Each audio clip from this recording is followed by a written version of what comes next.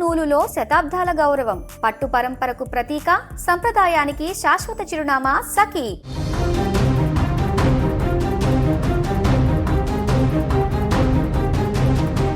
యుద్ధ వాతావరణంలో రిపోర్టింగ్ చేయడం అంటే ప్రాణాలను అరచేతిలో పెట్టుకుని అగ్నిగుండంలో నడవడమే. క్షణక్షణం మృత్యువు మన వెంట పరిగెడుతోంది. సరిగ్గా ఇలాంటి ఘటనే ఇప్పుడు సోషల్ మీడియాలో వైరల్గా మారింది.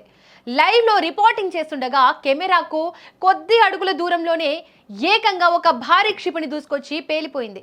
ఆ పేలుడు ధాటికి భూమి కంపించింది, పొగ కమ్ముకుంది. ప్రాణాపాయం నుంచి త్రుటిలో ఆ రిపోర్టర్, కెమెరామ్యాన్ ఎలా బయటపడ్డారు? అసలు ఆ దాడులు ఎక్కడ జరిగాయో తెలుసుకుందాం. ఈ షాకింగ్ ఘటన దక్షిణ లెబనాన్లోని లిటానీ నదిపై ఉన్న అల్ ఖాస్మియా బ్రిడ్జి వద్ద జరిగింది.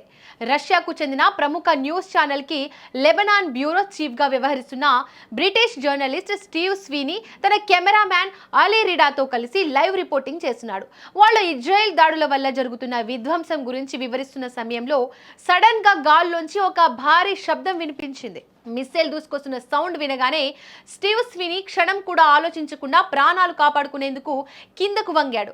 అంతే, మరుక్షణమే వాళ్ళ వెనుక నుంచి కేవలం 10 మీటర్ల లోపు దూరంలోనే ఓ ఇజ్రాయెల్ మిస్సైల్ నేలను ఢీకొట్టి భారీ శబ్దంతో పేలిపోయింది. ఆ దెబ్బకు కెమెరా కూడా కింద పడిపోయింది. ఈ మొత్తం వ్యవహారం లైవ్ కెమెరాలో రికార్డ్ అయ్యి ఇప్పుడు ప్రపంచవ్యాప్తంగా ట్రెండ్ అవుతోంది. అదృష్టవశాత్తు ఈ దాడుల్లో స్టీవ్ స్వీనీ, అతని కెమెరామెన్ అలీ రిడా ఇద్దరు ప్రాణాలతో బయటపడ్డారు. కానీ ఇద్దరికి స్వల్ప గాయాలవడంతో వెంటనే ఆసుపత్రికి తరలించారు.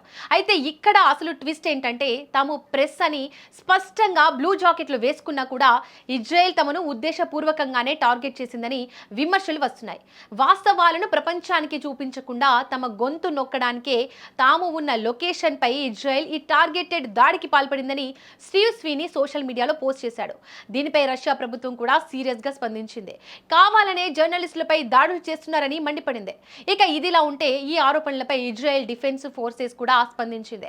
లెబనాన్ ఉగ్రవాద సంస్థలు ఆ బ్రిడ్జిలను వాడుకుంటున్నాయని, అందుకే అక్కడ దాడులు చేస్తామని ముందుగానే వార్నింగ్ ఇచ్చామని, సాధారణ పౌరులు, జర్నలిస్టులు ఆ ప్రాంతాన్ని ఖాళీ చేయాలని స్పష్టమైన హెచ్చరికలు జారీ చేసిన తర్వాతే ఈ దాడి చేశామని ఇజ్రాయెల్ వివరణ ఇచ్చింది. మొత్తానికి జర్నలిస్టు, కెమెరామ్యాన్ ప్రాణాలతో బయటపడడం అదృష్టంగా చెప్పుకోవచ్చు. ఇక విజువల్స్ లో చూసుకుంటే రిపోర్టింగ్ చేస్తుండగానే అతి చేరువలో మిస్సైల్ అయితే బ్లాస్ట్ అయింది. ఈ ప్రమాదంలో రిపోర్టర్కి, కెమెరామ్యాన్కి పెద్దగా గాయాలు అవ్వలేదు, స్వల్ప గాయాలే అయినప్పటికీ అక్కడ పరిస్థితి ఎంత దారుణంగా ఉందో అర్థం చేసుకోవచ్చు.